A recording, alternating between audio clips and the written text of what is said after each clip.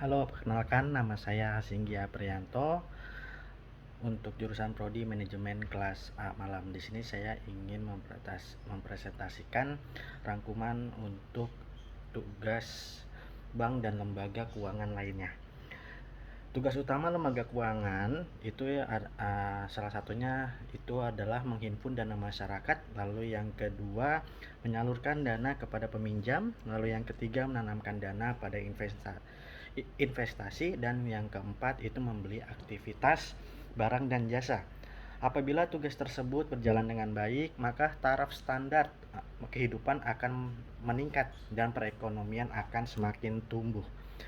Ini kita membahas untuk definisi bank. Nah, yang pertama menurut Undang-Undang Nomor 14 Tahun 1967, Pasal 1 tentang pokok perbankan. Bank adalah lembaga keuangan yang melaksanakan berbagai macam jasa seperti memberi jaminan, mengedarkan mata uang, lalu pengawasan terhadap mata uang, dan bertindak sebagai tempat penyimpanan benda berharga, membiayai usaha. Lalu yang kedua menurut Profesor J.M. Start, itu suatu badan yang bertujuan untuk memuaskan kebutuhan kredit baik dengan alat pembayaran maupun dengan jalan mengedarkan alat penukar berupa uang giral.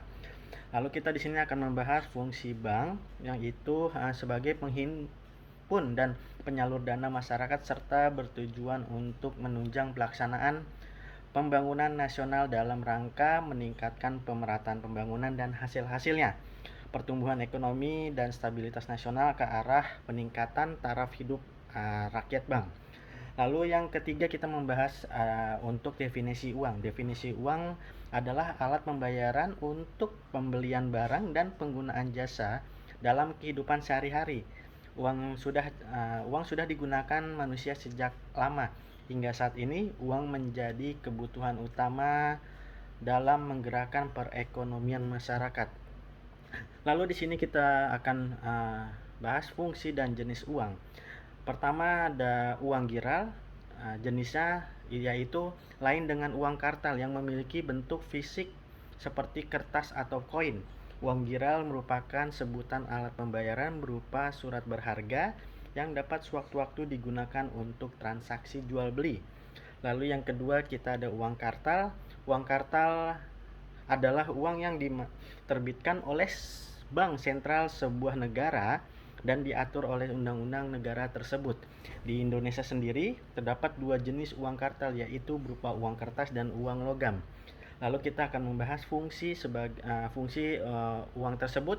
Yang pertama adalah sebagai alat tukar, menukar, lalu satuan hitung, lalu penimbun kekayaan, dan yang terakhir standar pencicilan uang.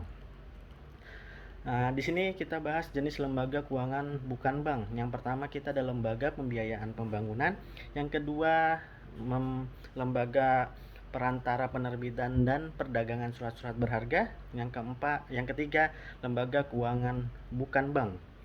Lalu di sini ada contoh lembaga keuangan bukan bank. Yang pertama kita ada Koperasi Simpan Pinjam, ada Flip, ada Pioneer, lalu ada PayPal, ada OVO, ada GoPay, ada ShopeePay, lalu ada pinjaman online, lalu ada kreditan panggunan, kartu kredit, asuransi kesehatan, dan asuransi jiwa. Mungkin di sini teman-teman sudah sering menggunakan ataupun sudah tidak asing lagi untuk contoh lembaga keuangan yang bukan bank.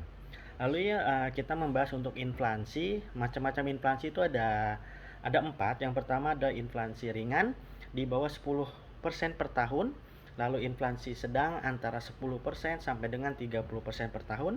Lalu yang ketiga ada inflasi berat antara 30% sampai dengan 100% per tahun. Lalu hiperinflasi di atas 100% per tahun.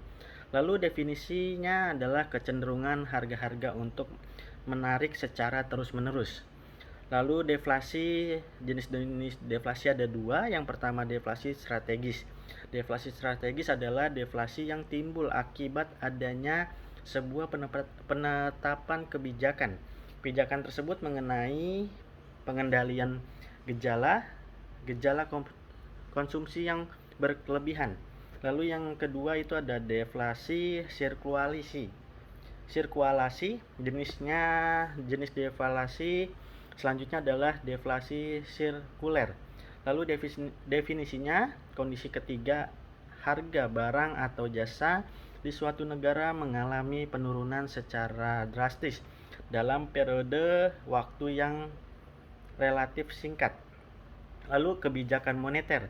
Kebijakan untuk mempengaruhi proses penciptaan uang beredar dan tingkatan bunga dan mempunyai tujuan menciptakan stabilitas nilai mata uang.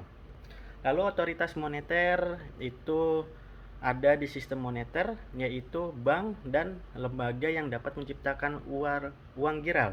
Lalu otoritas sistem moneter itu Bank Indonesia, bank umum, dan bank komersial. Lalu yang bank umum itu kita bagi menjadi menghimpun dana, menerima simpanan giro, menerima simpanan tabungan, lalu deposit berjangka, lalu penertiban sertifikat deposito BPR, tidak bisa menciptakan uang giral, tidak diperkenankan menerima simpanan dalam bentuk giro. Lalu kita bahas untuk fungsi otoritas moneter. Fungsi pokok otoritas moneter yaitu mengeluarkan uang kertas dan logam. Lalu yang kedua menciptakan uang primer, yang ketiga memelihara cadangan devisa nasional, yang keempat mengawasi sistem moneter. Lalu kita akan membahas fungsi utama otoritas moneter, memajukan lalu lintas pembayaran yang efisien sehingga mekanisme tersebut dapat dilakukan secara cepat, akurat, dan tepat harga relatif murah. Lalu yang kedua, sebagai perantara dalam usaha mempercepat pertumbuhan ekonomi. Lalu yang ketiga, mempertahankan tingkat bunga yang stabil dengan melaksanakan kebijakan moneter, dalam hal ini melakukan politik. Mungkin sekian yang saya bisa sampaikan. Jika ada kurang ataupun lebih, mohon maaf. Wabillahi taufiq wal hidayah. Wassalamualaikum warahmatullahi wabarakatuh.